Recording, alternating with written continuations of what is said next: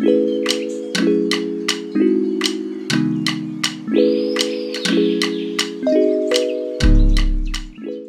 everyone, and welcome back to a new video. Today I'm going to do a different kind of video.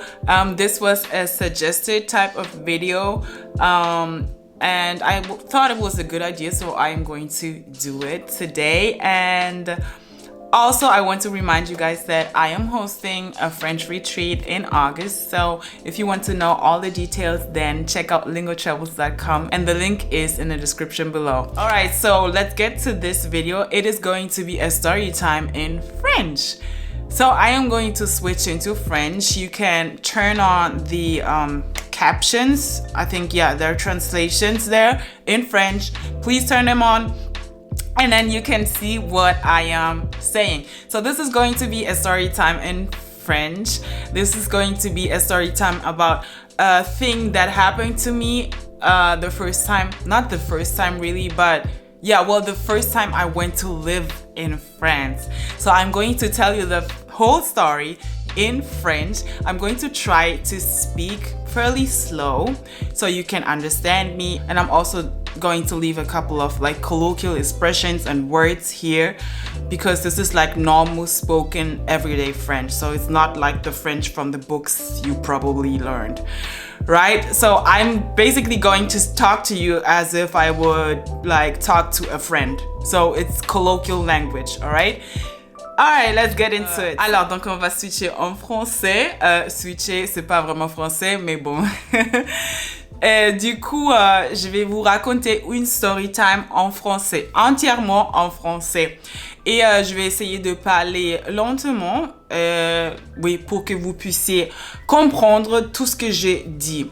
Donc, cette idée était d'un abonné. Il m'a proposé de faire des story time dans des langues différentes. Et je pensais que c'était vraiment une bonne idée. Donc, vais commencer à faire ça. Du coup, la story time en français est ma première story time dans une langue étrangère. Alors, la story time s'est déroulée lors de mon premier mois à Paris. Il faut savoir que, oui, ça date, c'est de presque 10 ans maintenant. Exactement 10 ans. En septembre, ça va faire exactement 10 ans. C'était mon tout premier mois où je vivais vraiment à Paris, où je me suis vraiment installée ici. Bah oui, parce qu'avant, j'ai toujours visité, mais c'était juste des visites courtes, genre une semaine, max 2 semaines, parce que j'ai de la famille en France. Et donc, du coup, ça, c'était vraiment la première fois où j'allais rester à Paris à cause de mes études. J'ai fait un an d'échange à la Sorbonne. Et donc, quand je suis arrivée, ma famille qui habite à Paris me disait déjà qu'il faut faire attention ici à Paris, c'est pas l'Allemagne. Surtout quand tu prends le métro, il faut faire vraiment attention. Et moi, bah, j'écoutais ce qu'il me disait, mais c'était pas vraiment un truc que je pensais beaucoup. Parce que je me suis dit, oui, c'est comme partout en fait. Partout, il faut faire gaffe, il faut faire attention. Où tu vas, oui. Donc voilà, donc je me suis pas vraiment fait des réflexions sur ça. Après, donc une fois, j'étais à je sais pas, une fête ou quelque chose comme ça. C'était pas vraiment tard. Je suis rentrée vers 23h. Quand j'étais dans le métro, j'ai senti mon téléphone sonner. Donc, il faut savoir que c'était un tout nouveau iPhone. C'était un iPhone 4 ou 5, si je ne me trompe pas. Je pense un iPhone 4S ou un truc comme ça. Donc, l'iPhone, il était tout neuf. Même pas, ouais, je pense 2 semaines, un truc comme ça. Et donc, il était dans mon sac. J'étais assise dans le métro. Il y avait 4 sièges à Paris dans le métro où tu as en fait 4 sièges, 2 en face de 2 autres. Donc, moi, j'étais assise comme ça et le métro allait par là. Et il y avait beaucoup de monde derrière moi. Je voyais pas qui était derrière moi. Oui, donc comme le métro, il est blindé. Donc, on regarde pas vraiment. Bon, enfin, moi, je regardais pas vraiment. Parce que moi, je pensais vraiment que c'était comme ici, en Allemagne, je sais pas. Parce que quand t'es ici dans le métro, les gens vont pas faire des trucs nécessairement... ils vont faire attention parce que il y a d'autres personnes dans le même train qui te voient en fait. Donc, je pensais qu'à Paris, c'était pareil. Donc, je pensais que si il m'arrive un truc en Paris, ça serait pas possible ou pas tellement grave parce que il y a du monde autour de moi et je suis pas toute seule. Donc, moi, j'avais toujours ça dans ma tête. Rien ne peut m'arriver parce que de toute façon, je suis pas toute seule dans le wagon, par exemple, ou je suis pas toute seule dans le train. Donc, s'il y a un truc qui m'arrive, il y a quelqu'un qui peut m'aider. Bon, c'était ça ma pensée. Mais Paris, c'est différent. Il faut savoir parce qu'ici, c'est bien différent parce que ici, comme c'est plus petit dans ma ville en Allemagne, c'est pas une ville petite non plus, mais les gens t'aident beaucoup plus. À Paris, en fait, t'es seul. Tu peux être seul dans un train qui est blindé de personnes et quelque chose t'arrive et il y a presque pas de personnes qui t'aident vraiment. Et ça, je l'ai vraiment ressenti ce jour-là. Alors, donc, on va continuer avec ma story. Donc, du coup, dans le métro, il y avait mon téléphone qui sonnait. Et du coup, je l'ai sorti. Moi, c'était normal pour moi. Je pensais rien. Je l'ai sorti comme ça. Je voulais voir si j'avais reçu un appel ou un texto. Donc, dès que je sors mon téléphone, comme ça, je l'avais comme ça dans ma main. C'était même pas 2 secondes, je pense. Dès que je sors mon téléphone comme ça, je sens juste que quelqu'un de derrière m'arrache le téléphone comme ça. Et hop, le téléphone est parti. Et du coup, dans ce moment-là, j'ai même pas pu vraiment réaliser. Mais si, j'ai réalisé, mais je sais pas, je me suis dit non, c'est pas possible. Et donc, du coup, je me suis tournée. J'ai pas vu la personne vraiment de face, mais je l'ai vu juste de dos, en fait. Parce que, oui, c'était un mec. Oui, c'était un gros mec. Il avait mis son pull comme ça, avec la capuche pour qu'on ne voit pas son visage, en fait. Il était habillé tout en noir. Et donc, du coup, je ne l'ai pas vraiment vu. Et pendant tout le moment où j'étais dans le métro, en fait, il m'observait. Donc, je pense qu'il y avait des gens... Bon, il y avait forcément des gens autour qui voyaient qu'il m'observait. Mais il ne faisait rien. Hein. Personne ne me disait rien. Moi, je ne savais pas.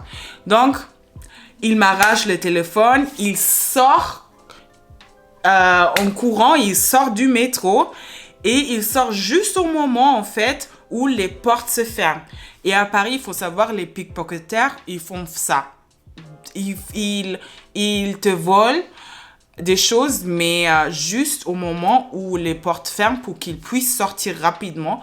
Et toi, t'es coincé dans le métro, en fait. Mais heureusement, je dis heureusement, mais j'ai un instinct vraiment, je sais pas comment. Mais parfois, en fait, dans des situations comme ça, on fait des choses qu'on n'aurait même pas pensé qu'on était capable de faire. Parce que c'était tellement rapide, c'était tellement vite que j'aurais pu rester là et dire « Oh non, il m'a volé mon téléphone. » Mais non, mais je me suis levée et j'ai couru après pour que les portes ne ferment pas avant que je sorte. Et donc, du coup, j'ai réussi à sortir du métro et on était dans une station de métro où il y avait vraiment personne parce que c'était, je sais pas quel jour, mais c'était 23h, il y avait personne dans la station, en fait. Donc, il a couru et moi, après lui, mais forcément, il était beaucoup plus rapide que moi et j'ai juste crié. Et les gens m'ont vu, mais oui, personne m'a aidé en fait. Et donc du coup, dans la rue, il est sorti du métro, je suis courue après, mais il était beaucoup trop vite. Et une fois que j'étais en haut du métro, j'étais en dehors du métro, il y avait juste un homme qui m'a vu crier, hurler vraiment et courir après ce mec-là. Et donc l'homme, il m'a vu, j'étais désespérée, donc il m'a demandé si il pourrait m'aider. Je lui ai raconté que oui, que le mec m'avait volé, il m'avait arraché mon téléphone et tout. Et j'étais vraiment désespérée, j'ai pleuré. Et donc, il m'a aidé à appeler la police. Mais bien sûr, je savais que c'était foutu pour mon téléphone parce que, oui, ouais. Une fois que la police arrive, oui, le mec, il est déjà parti, mais loin. Donc, du coup, je savais que c'était vraiment foutu pour avoir mon téléphone. J'étais tellement triste parce que c'était un iPhone tout neuf. Et à cette époque-là, un iPhone, j'ai beaucoup travaillé pour avoir cet iPhone-là. Et donc, ouais, voilà. Donc, après, la police est arrivée, mais bien sûr, c'était trop tard. Je suis allée au commissariat, mais bien sûr, pour porter plainte, mais contre inconnu, donc ça sert à rien. Donc, oui, donc, après, c'était 1h de la nuit et j'étais, je sais pas même où, dans un commissariat à faire, oui, une plainte.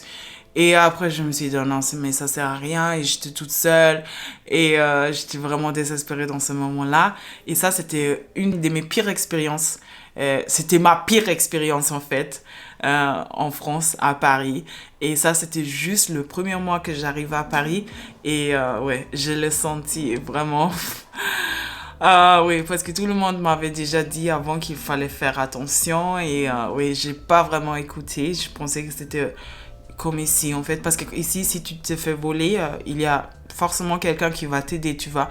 Et surtout quand tu es une fille, les gens vont pas juste regarder, mais surtout à Paris, ils ont peur, ou je sais pas, ou ils se foutent en fait de leurs voisins en fait. Donc oui. Donc, il faut faire vraiment attention. Je dis ça maintenant à tous les touristes, tout le monde qui vient à Paris, il faut vraiment faire attention. Oui, il y a des gens qui disent que c'est juste dans quelques quartiers, mais moi, je pense que c'est un peu partout à Paris. C'est beaucoup plus que dans d'autres villes, mais bien sûr, c'est une ville grande, donc toujours dans les grandes villes, il faut faire attention. Mais c'est quand même beaucoup plus que dans d'autres villes, parce que j'ai vécu aussi à Madrid, et là, il n'y avait rien du tout à Madrid. Rien.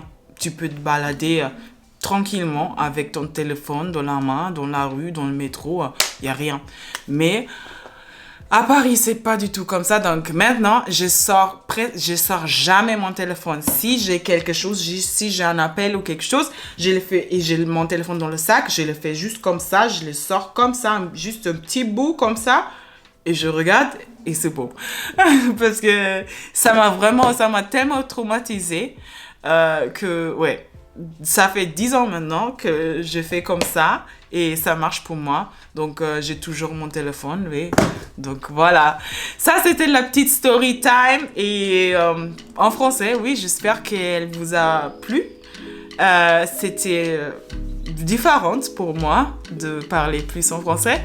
Mais voilà, ça c'était la story time. Et merci beaucoup pour avoir regardé la vidéo entièrement. Et on se voit dans la prochaine vidéo. Merci. Bisous, bisous.